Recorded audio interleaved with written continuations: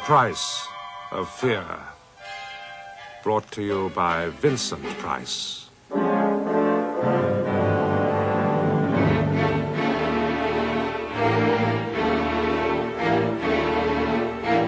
Do you ever wonder what life will be like in, say, 50 years' time? I know I do, especially when I find myself becoming annoyed at some piece of modern tomfoolery. You know the sort of thing, loud, mindless music being played unnecessarily in stores and restaurants. Checks long overdue because somebody's latest computer has made a mistake. This never seems to happen with bills, I notice. Well, I suppose we all have little likes and dislikes connected with various aspects of modern living, but most of us forget them after a brief flash of annoyance. That is until the next time. The point I'm making is that we don't dwell upon them continually and become obsessed by them, for that way lies madness. Take, for example, my story this week, which I've called The Ninth Removal. It concerns the case of Amelia Sidgwick. These modern young girls, their clothes are an outrage. Short skirts, low-cut blouses, lipstick, disgusting. My first, and thank goodness, my only encounter with Miss Sidgwick occurred when I called to see an old friend of mine, Peter Jarvis, in connection with some research I was doing for a film script I hoped to write. Peter was the head of a psychiatric clinic, and as I needed some background material on psychiatry, I had arranged to call on him one day at his office. I had expected a cold, cheerless, institutional building, but when I arrived, I was pleasantly surprised to find that the clinic was more like a well-appointed country house. I was greeted by a pretty receptionist, told to make myself comfortable, and that my friend Peter Jarvis would be available in a few minutes. Accordingly, I settled back in an armchair and picked up a magazine. Suddenly, I became aware of someone hovering over me. Good afternoon. Are you being attended to? Yes, I am, thank you.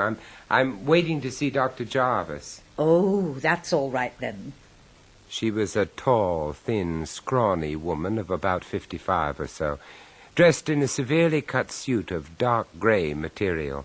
She had a thin, white face with pinched lips and the most penetrating, bright blue eyes that I have ever seen.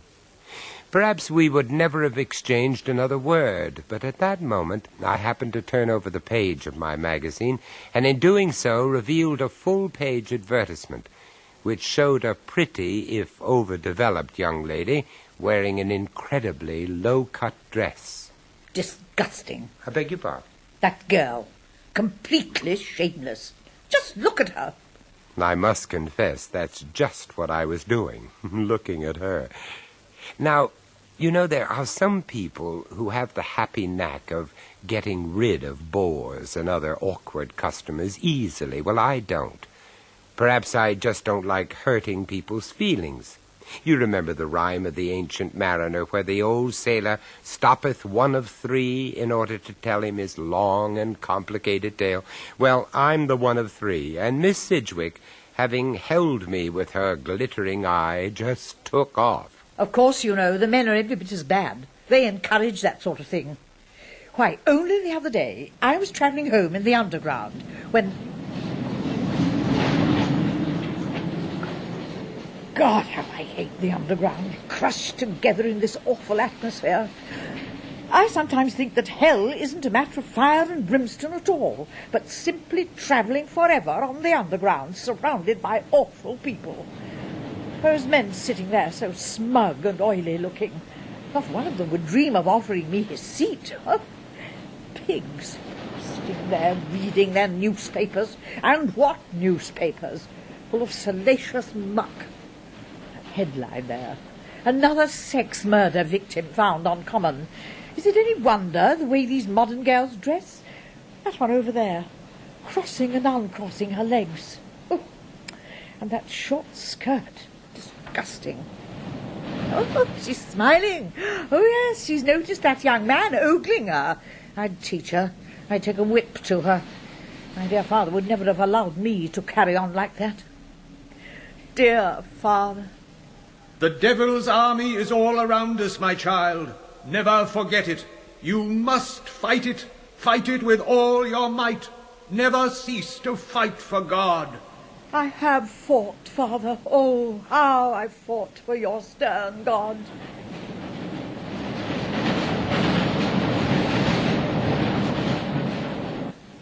I sat there fascinated as Miss Sidgwick rambled on and on. At times she spoke clearly and precisely. At others she was almost incoherent with rage. Having at length described to me the trials and tribulations which she had suffered on the London underground system, she then went on to tell me about her work. Miss Sidgwick's employers had, it seems, been many and various. Her typing plus her sense of duty were beyond reproach. Employers might appreciate her work, but it seems to a man they were lovers of peace, taking unkindly to criticism, and at length Miss Sidgwick was cast out, and with each casting out, her hate grew. One day, however, she joined a company run by a retired brigadier who had inherited his father's tea-importing business.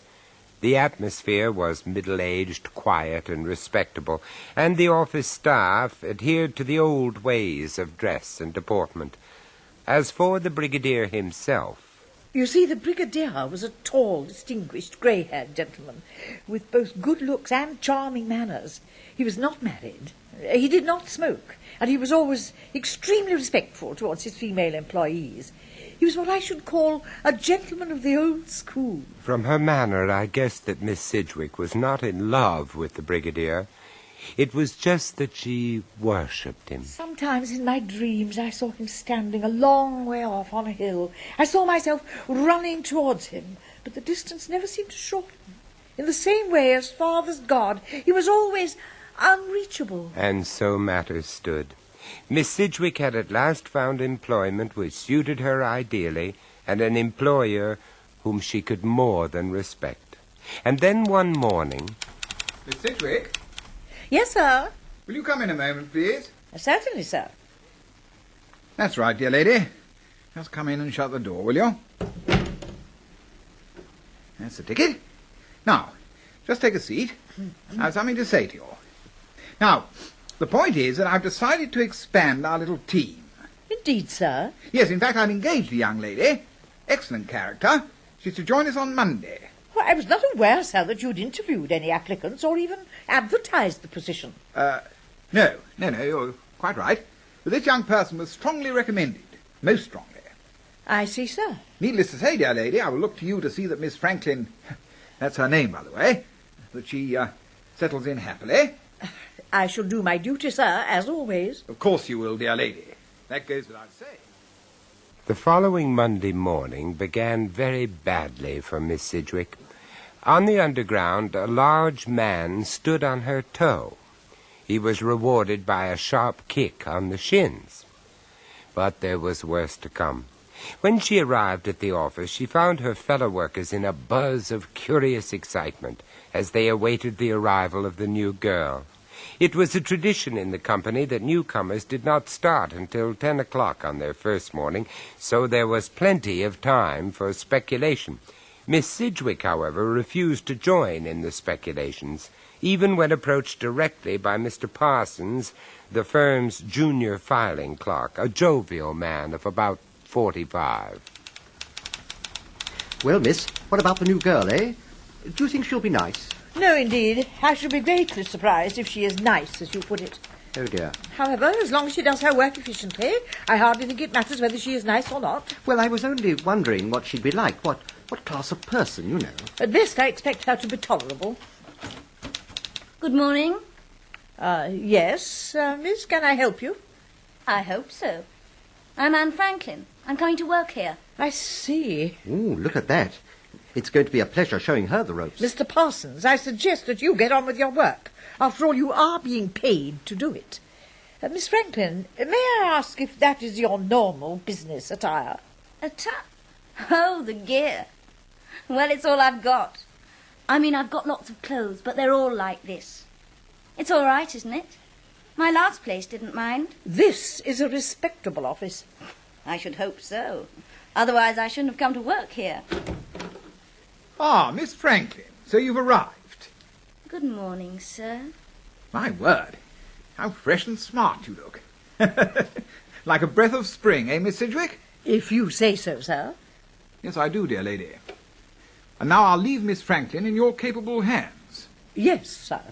During the next few days, Miss Sidgwick could be likened to a lion in a cage with a succulent but stupid lamb, which the laws of creation had for some reason forbidden it to eat. Oh, that stupid girl, flaunting herself, smiling at every man who comes within range. She even took to applying her lipstick during working hours. To this day, I do not know how I managed to restrain myself. All these things might just have been bearable if it had not been for the girl's work. It was awful. There we are. How's that, then? Oh, no. This will not do, I'm afraid. There are 6 mistakes in this one letter alone. Oh, dear, you are fussy. And here, look, 3 misspellings. And last year's date. I'm sorry, but this will also have to be done again. God, I've certainly made a hell of a bloody mess of that one. What did you say? Well, I mean, I've made a mess of it, haven't I? Let it be understood, Miss Franklin, that foul language is not tolerated in this office. Neither is blasphemy. Do I make myself clear? Yes, miss. Oh, I'm sorry, but you are a funny old stick. What? Nutty as a fruitcake. This has gone quite far enough. I am going to see the Brigadier. Suit yourself.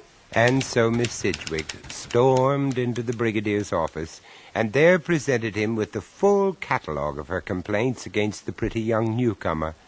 His reaction, however, was not quite what she had expected. Alas, the youth of today, Miss Sidgwick, does not adhere to the principles we treasure. But you do not see, sir. Blinded by your own goodness, you do not see. She bears her flesh, she paints her face, she encourages men. Why, Mr. Parsons has hardly been himself since she came here. In addition to which, she cannot type. I, too, Miss Sidgwick, deplore the lax morals and lower standards of this permissive age. But, dear lady, you and I can't fight the world. Oh, correct me, sir, if I am wrong, but surely a soldier who believes in his cause never ceases to fight. True, very true. But when defeat is certain, he changes his tactics. He pretends to surrender, infiltrates the enemy's ranks, and becomes an underground force. Oh, but that... She insulted me. She should be cast out. That, dear lady, would be to admit defeat. Now, I'll tell you what. Ask her to come and see me, will you? You will chastise her, sir. Appealing as the prospect is, dear lady, I fear that I shall have to content myself with a reprimand on this occasion. Thank you for bringing the matter to my attention. Thank you, sir. And Miss Sidgwick? Yes, sir. You are my strong right arm. Never forget that. Oh, sir. And remember, infiltrate the enemy's ranks, dear lady. Infiltrate the enemy's ranks. Oh, yes. Yes, indeed, sir. I'll remember. For the rest of that day, Miss Sidgwick, it seems, basked in a golden haze, remembering the Brigadier's words. You are my strong right arm, dear lady. Oh, I am. By tea-time that day, Miss Sidgwick had even unbent sufficiently to spend a few moments chatting with Mr. Parsons and Miss Franklin about the latest topics of interest. Oh, no, Mr. Parsons. I don't think that sort of thing could ever happen here. We breed a much better type of politician. So much more background. Listen to this, in the paper. Another of those sex murders. A girl of 19 found brutally murdered on Wimbledon Common. This is the 8th victim to be struck down in the past 2 years. Ugh, gives me the creeps. Whoever does it must be kinky. Poor girl. I wonder why so many of these attacks take place nowadays. I can tell you. It's because these modern girls ask for it. Short skirts, lipstick, low-cut blouses. Is it any wonder they get assaulted? Assaulted, I can understand. But murdered. Ugh. Miss Sidgwick was about to launch herself upon a lengthy and angry tirade concerning Miss Franklin and all girls like her, when she remembered the Brigadier's words. Infiltrate the enemy's ranks, dear lady. Isn't it strange how great disasters often have humble beginnings? A smoldering cigarette end tossed carelessly aside, and an entire building burns down. Or a cat runs across a busy street, a bus swerves, and someone is killed. Well, that night on her way home, Miss Sidgwick suddenly realized that she had forgotten her umbrella. Now, Miss Sidgwick without her umbrella was like a D'Artagnan without his sword. Her umbrella, apart from its proper use, was also invaluable on occasions for shin-cracking or rib-poking, and so, muttering angrily to herself, she retraced her steps to the now deserted office. But was it deserted? That's strange. A light in the Brigadier's office.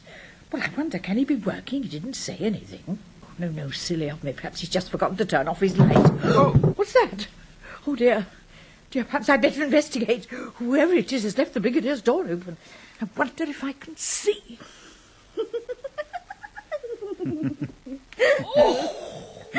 Charles, this is cosy. Just the two of us. Just the two of us. Kiss me again, Anne. Greedy. Miss Sidgwick stood there and stared in horror. The Brigadier and Miss Franklin were far too occupied to notice the white face staring at them through the open doorway. To say that Miss Sidgwick was in a state of shock would be to put it mildly. She left the building quickly and began to walk. I walked a long way that night. Through Panton Street into Leicester Square, back again into Piccadilly, through the seedy streets of Soho, and everywhere the voice of corruption screamed at me from hoardings, bookshop windows, cinema posters, from the white leering faces of men and the painted faces of the women. Well, at last I came to a small square surrounded by iron-backed seats. I sat down. By now, the numbness I had felt since leaving the office had passed. I remember I sat there, sobbing, feeling like a lost child in a strange land, alone in a city peopled by my enemies. And I thought of my father. The devil's army, fight it, my child, fight it. And of the Brigadier as he used to be. Infiltrate the enemy's ranks, dear lady. I heard the laughter of the men and the women, the noise of the traffic passing by. I cried out, why am I forsaken? Then an awful thought came to me. Could it possibly be that I was mad? Hurriedly I pushed the thought to the back of my mind. Then I imagined I saw rows and rows and rows of faces, laughing, leering, grinning faces. And I wanted to smash them! The next morning, I gather, saw Miss Sidgwick back at her desk, as usual. She rebuked Miss Franklin for her bad typing and greeted the Brigadier with reserve. From that time on, she watched both of them, much as a stoat watches a pair of well-fed rabbits, keeping meticulous note of their movements. Each day she carefully examined the Brigadier's desk diary. At last her vigilance was rewarded. She discovered in the diary an entry for the following Wednesday evening. The Brigadier had written A.F., followed by an exclamation mark. The question was, where would they meet? Miss Sidgwick decided to make certain. On that Wednesday evening she followed Miss Franklin almost to her front door. Then she hid in the shadows and prepared to wait if necessary for hours. In fact, her vigil lasted barely half an hour. Then Miss Franklin came out of the house and began to walk towards the nearby underground station. Miss Sidgwick followed. I remember she was hurrying, but it was quite easy, really, to keep up with her. I followed her along the passage and along the tunnel that led to the ticket office. I can see her now. She was wearing a blue two-piece costume with an incredibly short skirt.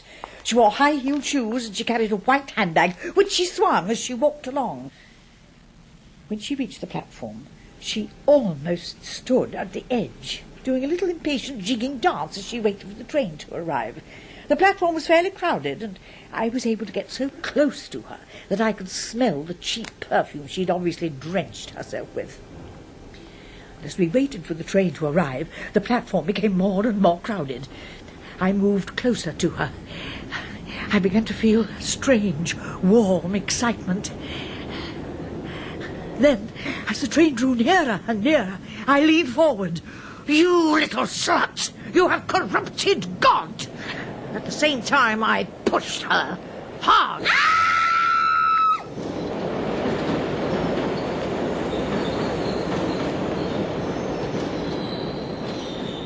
Nobody saw me do it. The platform was too crowded. Then I stepped back and was immediately lost in the crowd as it surged forward. I left the station, made my way back to the office where I knew the Brigadier would be waiting. Waiting for her. So here you are at last. Miss Sidgwick, what are you doing here? Is something wrong? No.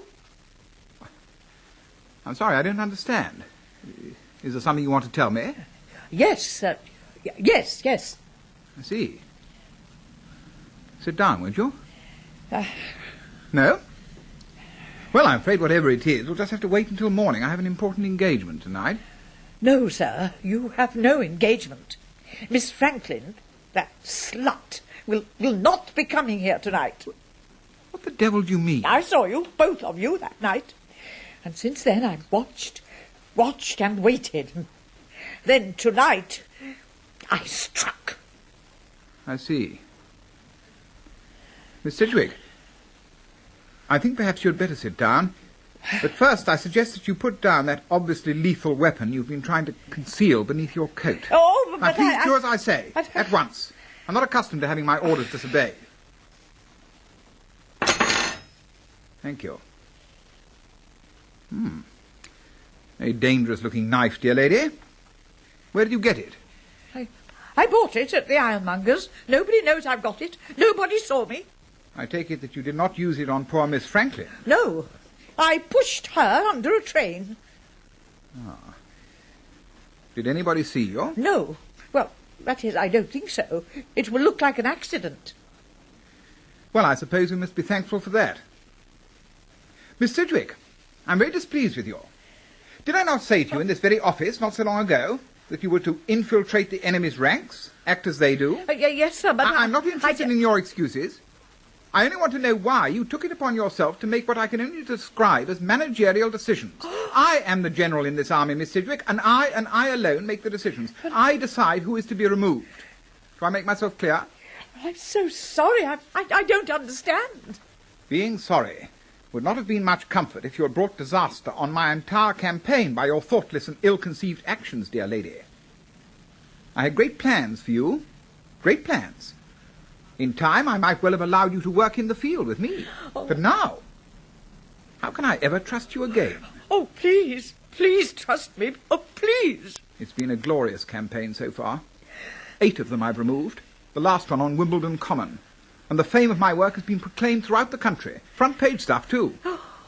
They came to me, flaunting their bodies, young, eager.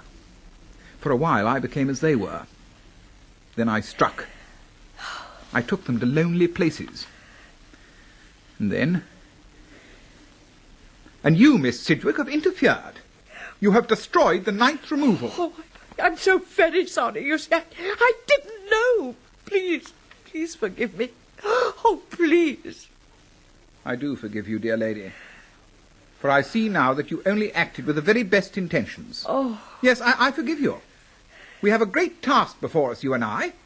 For you see, dear lady, there are so very many more to be removed. I sat there in that comfortable, warm waiting room, listening to Miss Sidgwick pouring out her dreadful, monstrous, unbelievable story. I sat there stunned, not daring to look her in the face. Then, suddenly, I was roused from my daze by the arrival of my friend, Dr. Jarvis. Hello, Vincent. Oh, hello, Peter. So, sorry to have kept you all this time. I got held up on a difficult case. Hello, Miss Sidgwick. You here? Yes, sir. I'm just going. I only looked in to see that everything was as it should be. Well, goodbye. It's been so nice to have someone to talk to. Well, yes, goodbye. Bye-bye, dear lady. Peter, that woman, is she safe? I mean... Miss Sidgwick? Yes. Yes. Safe as houses. Interesting case, though. I must tell you about it sometime. Yes, you must. I say, you all right, old man? I say, you do look a bit seedy. Fancy you getting stuck with old Ma Sidgwick. Excuse me, Dr. Jarvis. We were suddenly interrupted by the arrival of a very pretty young blonde. As she came towards us, I experienced, for a moment, a strange sense of unreality. For I saw that she was wearing a blue two-piece suit with an incredibly short skirt. She was carrying a white handbag and wore high-heeled shoes. Sorry to disturb you. Yes? I've left the papers for the Peabody case on your desk, but I wondered what you wanted to do about these two, Fredericks and Wilkinson. You did say they were urgent. Good Lord, so I did. I've forgotten all about them. Thank you for reminding me. I'm not going to have any time today. I'll tell you what. If it's all right with you, why don't we stay on late this evening? Get them cleared away. Who knows? If we get finished quickly, I might even reward you by taking you out to supper. I know a nice little restaurant out near Wimbledon Common. That would be nice. Thank you. Right, Miss Davis, that's settled then. Well, come along, old man. You can't stay here ogling our Miss Davis all day. I'll have some coffee sent into my office. We can talk in peace there. Come on. We've got work to do. And work we did. Peter proved a mine of information concerning psychiatry, and I listened to him carefully and made copious notes. But somehow, after that visit, I didn't feel that I had the heart to carry on with my film script. I felt, to put it mildly, out of my depth. And so, having thought about the whole thing carefully, I decided that all things considered, it might be better if I stuck to something simple. It might, I thought, be safer to write a cookery book, for example, and that's exactly what I did.